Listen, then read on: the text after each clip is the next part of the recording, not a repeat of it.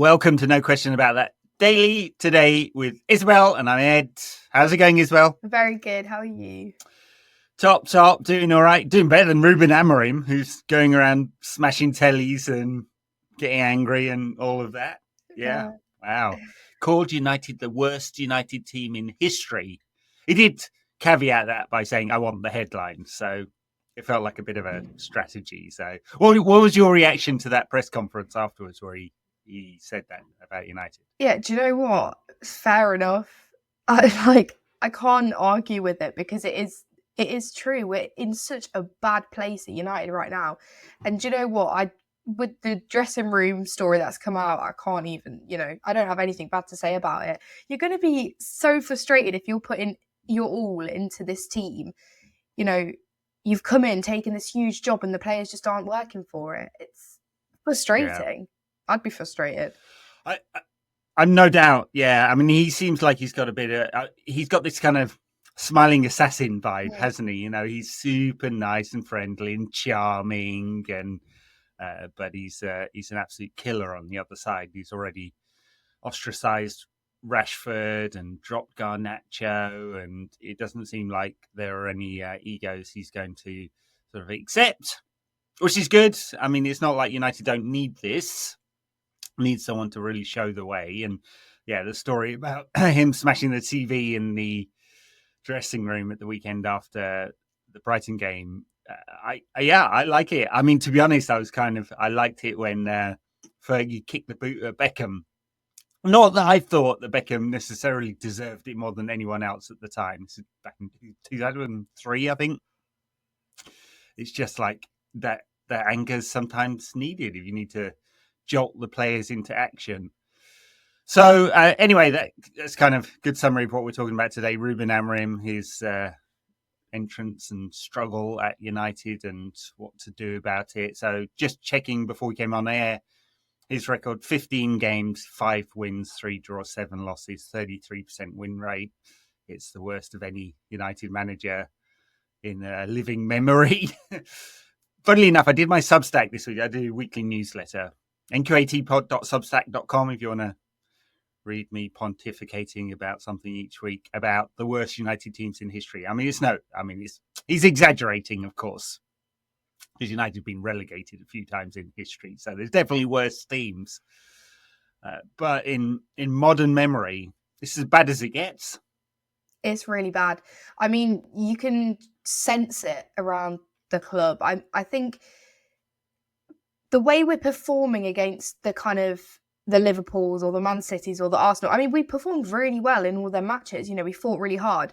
And then we go and perform how we did against Southampton or even Brighton. It's such a mess. And I think it's fair. We are in a very, very bad form. And of course, Amorim is going to bring that up because it's fair. It's true. And I think we all know, like, he's got the hardest job on his hands right now. I mean, coming into kind of the mess that Ten Hag left on, it is a mess. The players are all over the place. The club's all over the place. It's such a hard job. And to be honest, I really like him, and hopefully he can do well for us. But I mean, I can't fault him for the dressing room freak out. No. Ineos and Sir Jim, knowing Sir Jim, will charge him for it, of course. Although getting some budget TV from the charity shop. Because more cuts this week, actually. Brian Robson, Dennis Irwin, Andy Cole, who are all ambassadors for the club, have been told that their ambassadorial contracts will be cut or reduced in some fashion. So, yeah, anyway, back to Amorim. Yeah, just the hardest job possible. He's got a squad that doesn't suit the system he wants to play. And I guess you could make the argument that, okay, well, maybe you should just get through this season with whatever system is going to get results. But he clearly has come in as a manager that plays this system. The management executives, Barada and Wilcox and Sir Jim, all know that he's doing this. They've bought into that, so they have to support him and back him in the transfer market this window. We've got 9 days to do something. And yeah, he's got a lot of square pegs in round holes. He's playing these fullbacks who aren't really wing backs. It's not really working. He's trying different combos in midfield and defence. Up front, we're not creating or scoring chances. I guess we create sort of enough, but it's changed around completely. And he said in a press conference after Brighton, they didn't hold their positions. And I suspect that's the thing that made him really angry. He's clearly given them instructions they haven't followed. That's going to piss off any manager, isn't it? Definitely. When, you're telling your players what to do and they're not following it, it's really frustrating. And this is going back to my point, he's putting in all this work and the players just aren't reciprocating it, which is so frustrating. And obviously he's frustrated, but as fans as well, I think we're all frustrated because why aren't they putting in the work, or why are they doing it against some teams but then not against others? I mean, it's like, how you're never going to win the fans over by that. And I think that's what Man United, it is a lot about the fans. They have to win the fans back, and they're not going to win us back by doing that performance against Brighton. No. I mean, he say, and well, Martinez said it after the Arsenal game and the Liverpool game. Maybe he said it's about mentality. Bruno came out after Liverpool and said he was really angry that they couldn't do it every week. And then Amorim said in one of his pre-match pressers, I'll learn more about my team playing in the Southampton game than I will in the games against Arsenal and Man City. And I thought took it as a throwaway. I mean, managers say things like that, but he was challenging them to keep that level of intensity, to run like mad dogs, as he said. He wants them absolutely shattered at the end of the game, and it doesn't feel like the intensity was there against Southampton. It was very flat. Maybe they were tired. I don't know. But it was very flat. And Southampton, bottom team in the league, actually in spells of that game, took the game to us. It's not like they just sat deep. And in Brighton, a decent side, mid-table, but they just routinely beat us now at this point. So, they do. Maddening. This is Brighton 20 years ago, almost out of business, playing in Gillingham, and it shouldn't be like this. So I get his anger. He wants them to be intense every single game, and for every single game to matter as much as Liverpool, Arsenal, City away. And it feels really sort of basic to say they don't feel like they're working as hard, but there's something true about it as well. Yeah, 100%. And I think, you mentioned about the players are tired, but they are tired, which is that not worrying? Because why are they tired? Everyone else in the league is also playing as many matches as Man United. So that's a little bit worrying, I think, why the players are so tired. Obviously, maybe we're not as rotating now as much as other teams. I think we've figured out pretty much who we want to, well, Amorim wants to play. Obviously, Mayu and Ugarte have played pretty much every match so far. They look tired against Brighton, I thought. They did, yeah. It is worrying because why? I mean, of course they are playing a lot, but also other teams are. So I think the tired thing is annoying for me. But the main thing is just that I don't understand how they can perform that well against Arsenal and then not against Southampton. It's just, I think it's a mentality thing. I don't know why, but I just think they don't want it as much, which is weird because it's like, I think at Southampton that should be, no offense to Southampton, but that should be an easy win for us. Like you saw Forest really kind of easily beat them, and then it's like, well, why can't we do that when we're performing that well against Forest are a good side? Yeah, true, they are. Years ago, Roy Keane said, when he was a player, he said, you have to work as hard as everyone else or harder than everyone else, and your quality will then decide the game. And this was when United had a top team, and the idea was that you run as hard, because it's a physical game. It's still a sport for athletes.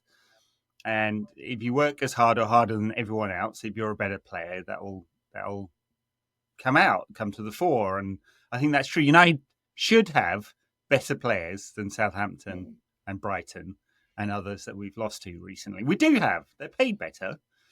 And I know we like to overpay. That's completely ruined our finances and all of that. But yeah, it's the work thing. And he's got a big squad there. And he did rotate heavily in his first sort of 5, 6, 7 games, didn't he? And now has settled back. But I don't know, this schedule has been crazy. I mean, it's been busy, of course. But he's had a couple of weeks recently where they had no midweek fixture. Yeah. And so I don't know it's any more excuse than anyone else. Brighton have played in Europe too, and in cups. They played in the cup last weekend, or whenever it was. same as us. So I don't know the excuse kind of, and it's certainly not going to work with the fans. That I'm tired excuse. No. I mean, it's like I understand they're athletes and you're trying to peak for the games and all of that kind of stuff, but yeah, no, fans are just never going to buy that, and they can see instinctively, fans, like who's working hard, who's not, and it really, even the perception of not working hard enough really gets to people. And look at Marcus Rashford. That is one of the big criticisms of him. Obviously, he stopped scoring, which is the big thing. Paul Pogba before him, others who've had this kind of perception that they weren't working hard enough. It really turns fans against you. And apparently it turns the manager against the players as well. Yeah, well, it's annoying because when you know the potential's there, it's like, why are you not putting in the work, or what's gone on? I always, it is about Rashford, I think, at the minute. It's like, we know that he's a good player, but why isn't he doing it for United? Even before he was, obviously, he's not being included in the squads anymore as for now, but before, when he was included in the squads, he wasn't trying. He was trying, but not to his full potential that we've seen Rashford. So I just think it's that, again, I think it's a mentality thing. I just don't think the vibe at the club right now, they don't want to try. I think Amorim is getting there, and I think players are going for it. And do you know what? I did think against Brighton, I think, of course, there were so many issues, but I did see them trying. I thought, I did think we tried, but it just wasn't enough. There's so many issues with the formations it's just a mess. Yeah, they were quite aggressive in the first half. It definitely dropped off, and so there's one thing about the intensity, the other thing's about the application of the tactics that Amorim wants, and clearly he wasn't happy with that, angry with that. We'll see if that leads into a different team against Rangers on Thursday, and whether there's a sort of punishment for what he sees as mistakes. Whether he needs to try a few different plays there. Obviously, he's kind of sidelined a few plays. Rashford, we know. Garnacho's not really been starting a couple. Casemiro's completely out. Eriksen's had one start, I think, which was against Newcastle. Toby Collier appears to be ahead of both Eriksen and Casemiro, so maybe there's a change coming there as well, and he'll phase Collier into the side. I thought he did all right when he's come on in his few attempts. Yeah, so he's trying to find solutions. Yeah. And maybe smashing up TVs and throwing teacups or whatever he's doing is part of that.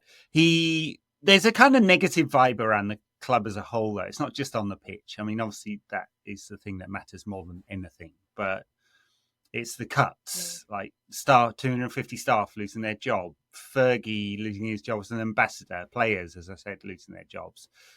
They've swapped out the security guards for a cheaper firm, and now there are massive queues at Old Trafford. Ticket prices have risen for people who buy single match day tickets. The ticket prices came out for the Leicester City League Cup, and Leicester fans have been charged like 50-something quid to come to a League Cup game. There's just like general sense of negativity. The finances are horrendous. £537 million of net debt, £400 million owed in transfer fees to other clubs. Unbelievable. Where's that £400 million gone? I can't see it on the pitch, So the vibe overall is just super negative and down, and we need something from the players to just get everyone feeling better and positive again. And for Amorim too, so he's under less pressure because it's cranking up he's got a lot of free hit this season, basically. He's not going to get fired unless United lost every game from here till the end of the season, but that won't happen. Bigger problems if we do that. But he needs the vibe to shift and to be more positive. Definitely. I think most fans won't look at it from, the problems are rooted higher than just, Amorim or the squad. It comes from so much surrounding the club. Obviously, we just see the football, so we base it off the football. But like you said, I mean, if we can just get some good wins, a bit of confidence in the team, we need better performances, more consistent performances. You will get fans behind you, and it will just lift up the club a little bit. And hopefully, make Amorim settle in a bit better, understand his players more. Because I think at the minute he is still understanding his players, which is obvious. He's not been here that long. It's gonna take a season for him to really kind of settle and figure out what he wants for this squad. But yeah, it's all a work in progress. But I think you do have to look at it. There's so much going on around the club. It's not just the football, which is the money is such a big problem at the minute. It'll be interesting to see what we do in the summer, or if we do anything in the summer. I was thinking about that the other day because obviously in January we've not really done anything. So summer will be telling, I think.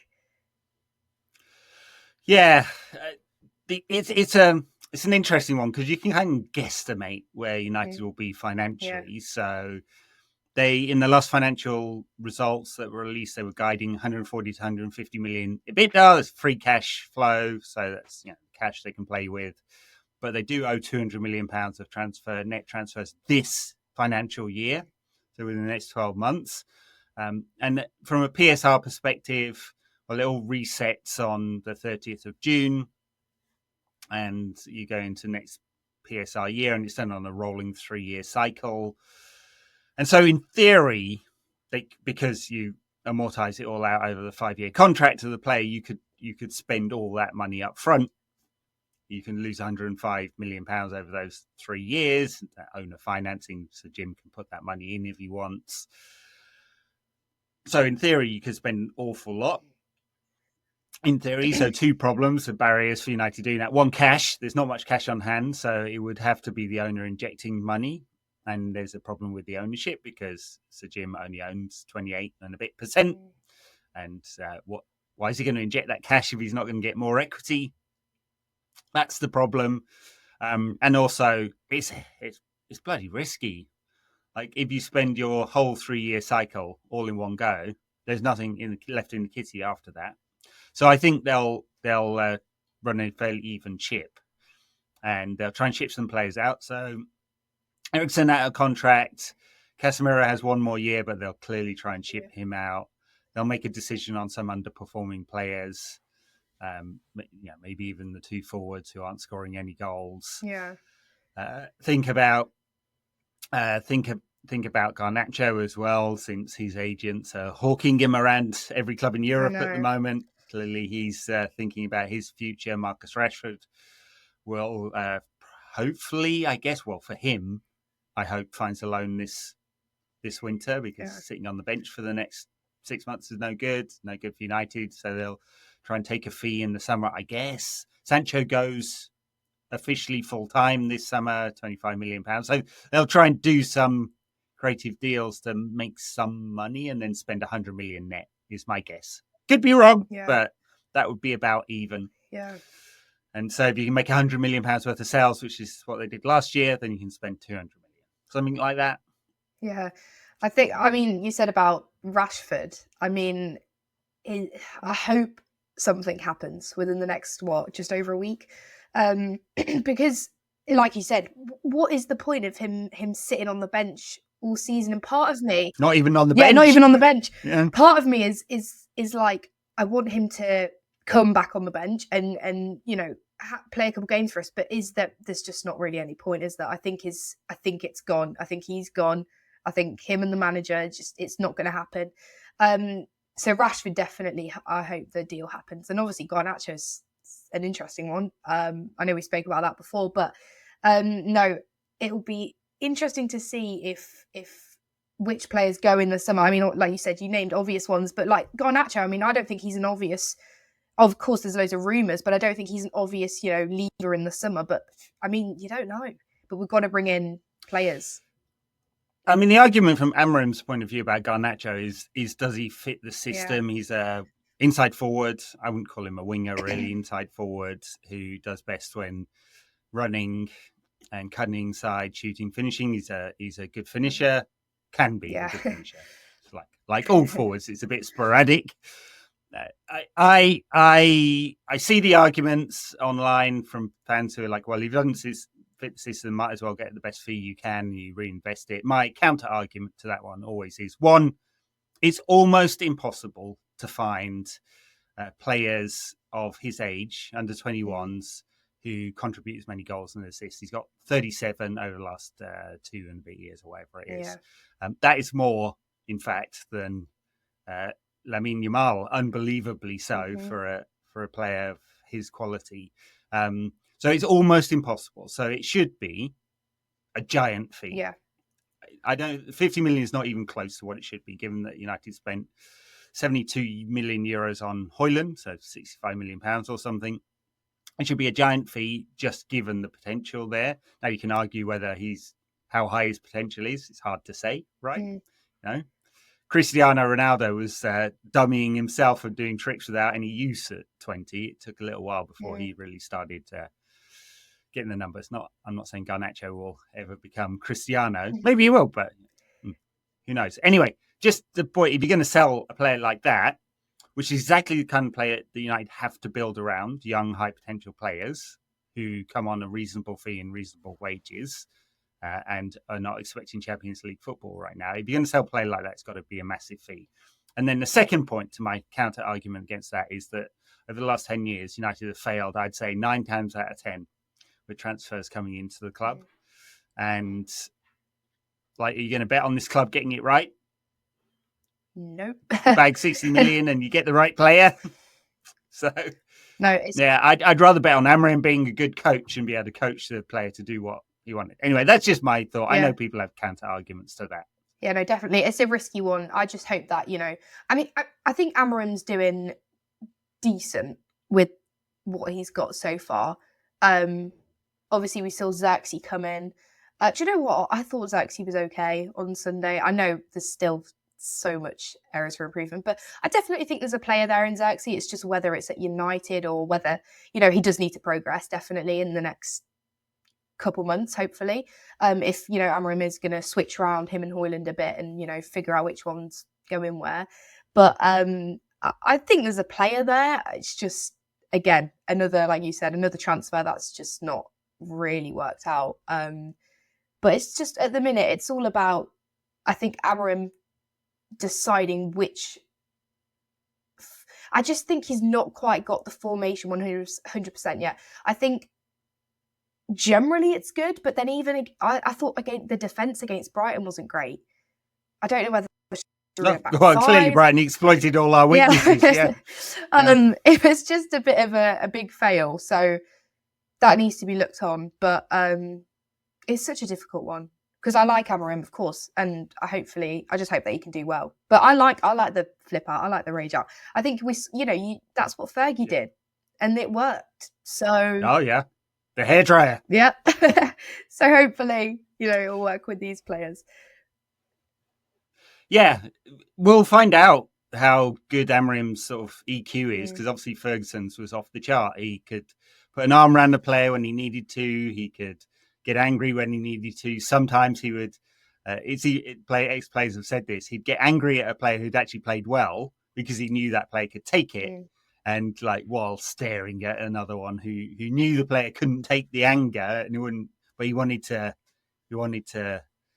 G that player up as well. Ferguson just knew what to do. I mean, he flew to Paris and put an arm around Eric Cantona when Cantona wanted to quit the club in '95. So knows exactly what to do. I suspect Amorim has that as well. I hope it's not just sort of bipolar, happy and then super angry all the time. He's got to find a way of communicating his ideas. Obviously, 7 defeats in 15 games it just puts so much pressure on him. The players could lose faith. I don't know how long that would take before they started going, okay, this is not the guy. But I don't mind a bit of anger at what's happening, and I hope it just goes with the arm around the shoulder if that's what's needed. And he's obviously an excellent communicator. Yeah. So with the public and I assume with the players as well. So, all right, I guess that's it for today. Check in on Ruben Amorim, Mr. Angry. I almost called him Angerim then, but maybe that should be it. Yeah. Thank you, Isabel. Thank you. Thank you, listeners, viewers, wherever you are. Have a great day. Bye now.